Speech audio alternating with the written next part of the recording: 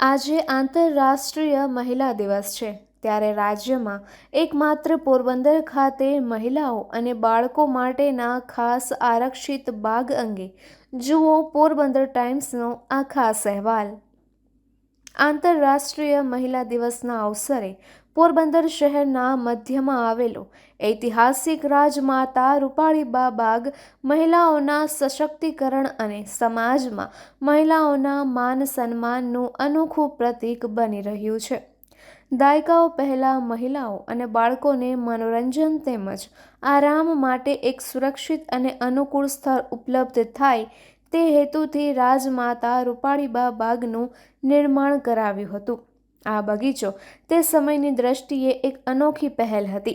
આજે પણ મોટા શહેરોમાં મહિલાઓ માટે સંપૂર્ણપણે અનામત ગાર્ડન જોવા મળતા નથી, ત્યારે વર્ષો પહેલા પોરબંદરમાં મહિલાઓ માટે ખાસ ગાર્ડનની વ્યવસ્થા કરાવવી એ રાજમાતા રૂપાળીબાની પ્રગતિશીલ વિચારસરણીનું ઉત્તમ ઉદાહરણ છે।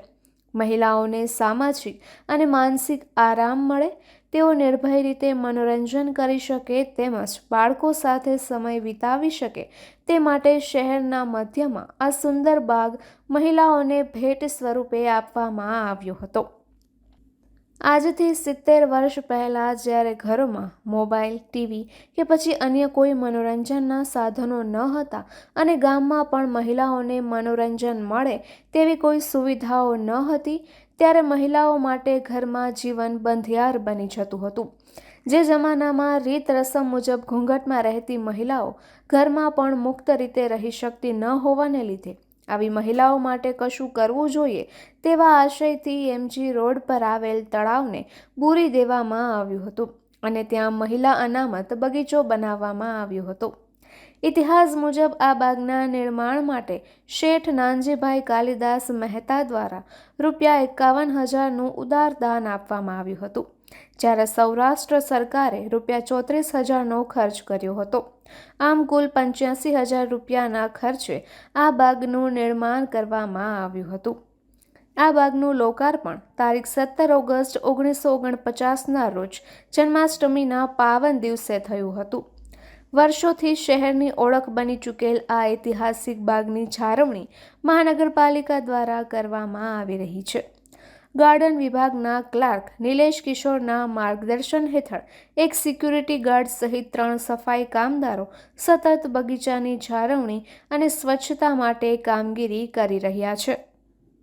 આ બગીચામાં વર્ષો જૂના ઘટાદાર વૃક્ષો, ફળાદી વૃક્ષો અને હરિયાળીનું અનોખું સૌંદર્ય જોવા મળે છે।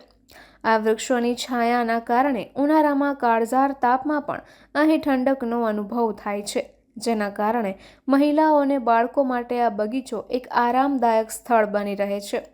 ઉપરાંત બાળકો માટે રમતગમતના વિવિધ સાધનો પણ અહીં ઉપલબ્ધ કરાવવામાં આવ્યા છે, જેથી બાળકો આનંદપૂર્વક રમતા રમતા સમય વિતાવી શકે।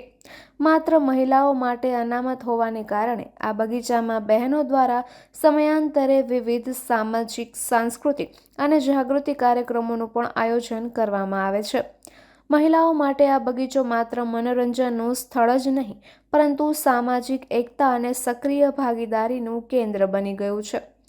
આંતરરાષ્ટ્રીય મહિલા દિવસના અવસરે શહેર માટે ગૌરવરૂપ આ રાજમાતા રૂપાળીબા બાગ આજે પણ શહેરની અનોખી શોભા વધારી રહ્યો છે અને રાજમાતા રૂપાળીબાની મહિલાઓ પ્રત્યેની સંવેદના તથા પ્રગતિશીલ વિચારધારાની યાદ તાજી કરાવી રહ્યો છે।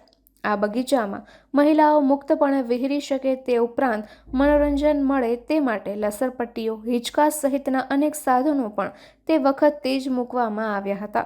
જોકે હાલ આ બાગના બાળ મનોરંજનના મોટાભાગના સાધનો બિસ્માર બની ગયા છે, ત્યારે મહાનગરપાલિકા તેનું કરોડોના ખર્ચે નવીનીકરણ કરી તેમાં lighting, decoration, glowing animal, lighting tree વગેરે વ્યવસ્થા ઉપલબ્ધ કરવાનું આયોજન છે।